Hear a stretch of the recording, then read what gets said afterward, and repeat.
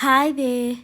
In today's video, we are looking at parameters of trigonometric functions, and the parameter we are focusing on is the effect of Q. Now, Q causes a vertical shift, meaning that the graph is either going to have moved up or it would have moved down. So for us to demonstrate that, let us use an example. So example, we have the graph of y. Ooh, that's not a good looking y. Y is equal to cos x minus 2. So this minus 2 is my Q, which is a vertical shift. And this Q is negative, meaning that our graph will move downwards. So let's start by drawing the general cos graph before we include the vertical shift. So here we're moving down by 2 units. So I'm going to need to make my x and y axis very big. Okay, we can start here. So this is my y-axis and this is my x-axis, and over here I'm at 0, and then this will be +1 and this will be -1, and then over here this will be 360 degrees, 180 is in the middle, 270 over there, and lastly 90 degrees somewhere over there. So the shape of our general cos graph, it starts at 0 degrees and the y value is at 1, and then let me use a different color that's more visible. So it starts over there at 1, and then at 90 it's at 0, at 180 it's at -1, 270 it's at 0, and 360 it's back at +1. So it's something like this. So this is the normal graph of cos x. Now we want to draw the graph of cos x minus 2 with the vertical shift downwards of 2 units. So what I'm going to do is pick a different color. You can pick purple, and for every y value I'm going to reduce it by 2 units, so subtract 2. So starting at y is equals to 1 minus 2, that will then start at -1. 0 minus 2, let me just add more points here. So if that's -1, that's -2, this is -3. Okay, let's go back to sketching. So when x is 0, the x doesn't change, but the y changes. So 0 minus 2 leaves you at -2. At 180, -1 minus 2 is -3. 0 again, so -2, that's -2. And then 1 minus 2 leaves us at -1. Now all I need to do is to join my points. So that's not good, like that, comes down, goes back up, like that. So this now is the graph of cos x minus 2 with the vertical shift downwards from the original.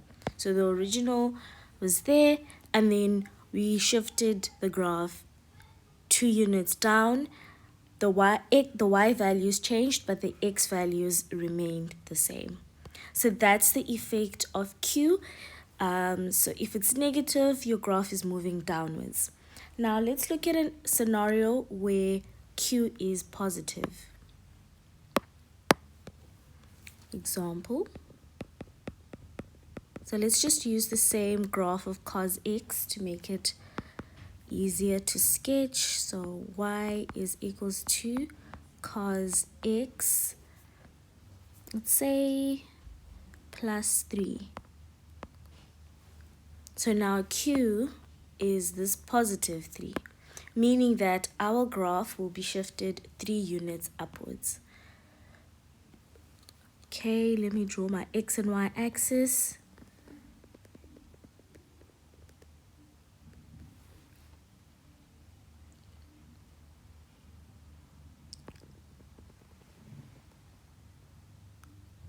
Nice. This is x. We make this slightly longer.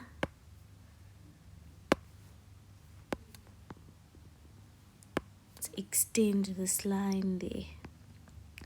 So this is negative 1, 0, positive 1, 2, 3, and maybe 4 somewhere there. All right, so again, we're going to start with the general graph of cos x and then add the shift. So to make my life easier, I'm just going to duplicate this one. Work smart, not hard.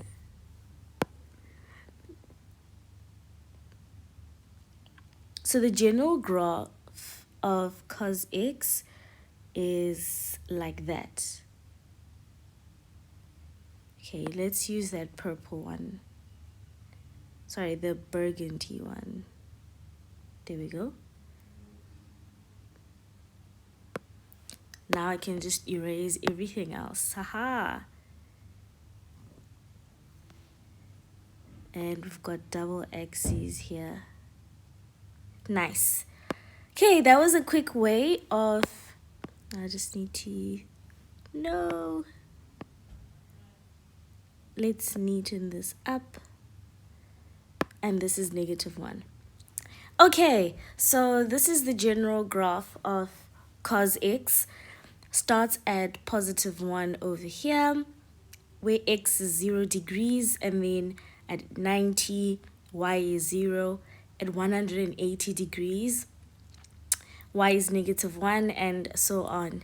So we now should be very familiar. So because this one has a Q value of positive 3, we are shifting it 3 units upwards. So wherever we see a y value, we then just need to add 3. So let's begin. This time I'll use green. So 1 plus 3, that would be our new maximum.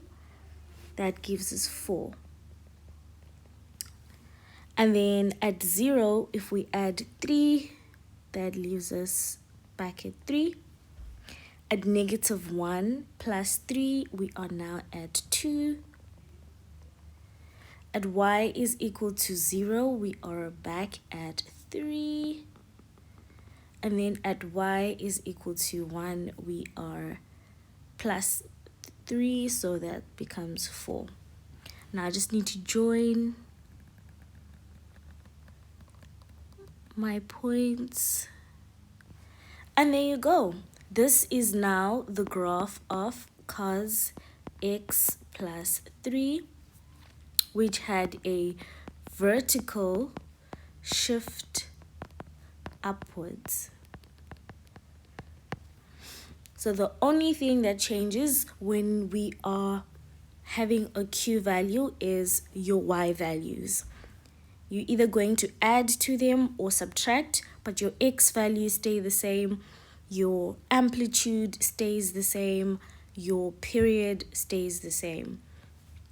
Remember, the amplitude is the distance from the equilibrium or the center of your wave to the maximum. So here our amplitude would still be, let me change colors.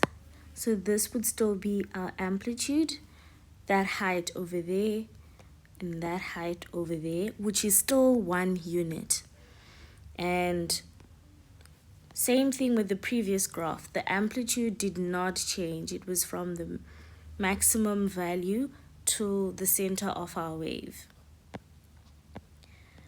So yeah, that's the only thing that changes, which is the y values, and everything else remains constant. That's it from this video.